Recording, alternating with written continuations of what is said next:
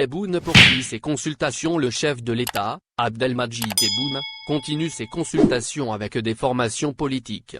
Après une première vague qui a vu Gil Jadid, le Front et El Moustakbel, le FFS, et ensuite le RND se rendre à la présidence de la République, jeudi dernier, c'était au tour du FLN, du Taj et de l'Or d'être reçus pour des consultations politiques. Dans son communiqué, la présidence de la République a précisé que ces rencontres entrent dans le cadre des concertations lancées par le président Tebboune avec les dirigeants de partis politiques.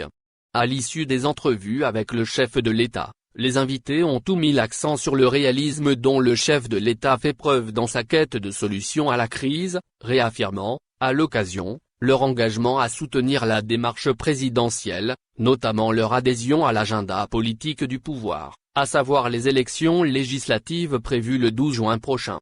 L'initiative lancée par la présidence s'est finalement déclinée en 2 étapes. Si la première vague a vu l'arrivée de formations politiques qui ne s'étaient pas trop ou pas du tout à coquiner avec le régime du président déchu, le FFS notamment, la seconde vague est formée principalement de soutien à Bouteflika. Le FLN, Taj et l'Or étaient les principaux promoteurs d'un 5e mandat pour Bouteflika, n'était l'irruption populaire du 22 février qui a mis fin aux velléités hégémoniques de ces appareils sur la vie politique nationale. En recourant à des consultations avec ces formations, Abdelmadjid Tebboune se met en porte-à-faux avec le mouvement populaire qui réclame la dissolution de ces formations, accusé d'implication directe avec le régime de Bouteflika. En appelant à la mise au musée du FLN, le mouvement populaire veut se réapproprier une mémoire et une symbolique que porte le sigle FLN. Leur participation aux consultations lancées par les hautes autorités du pays leur permet de revenir sur le devant de la scène politique nationale. Mais il se trouve que ces formations sont en rupture de banc avec le terrain. Rejetées, ces formations ont déserté le terrain de la lutte politique depuis plus de 2 ans, soit depuis le 22 février 2019. Sur ce, il est permis de s'interroger sur l'objectif assigné par la présidence à ces consultations.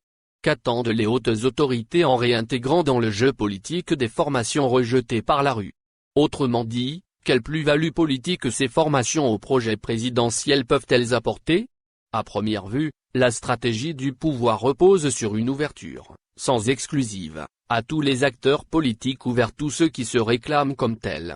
Toutefois, il semble malvenu, dans une situation de tension politique, de remettre en scène un personnel politique considéré comme partie intégrante de l'ancien système.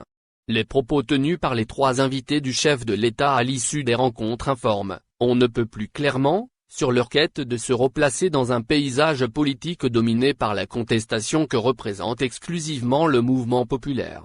Ce dernier, auquel ces 3 formations n'ont jamais exprimé ni leur adhésion et encore moins leur soutien, se pose fatalement comme un rabat-joie dans une opération de recyclage d'un personnel politique que d'aucuns souhaitent voir partir.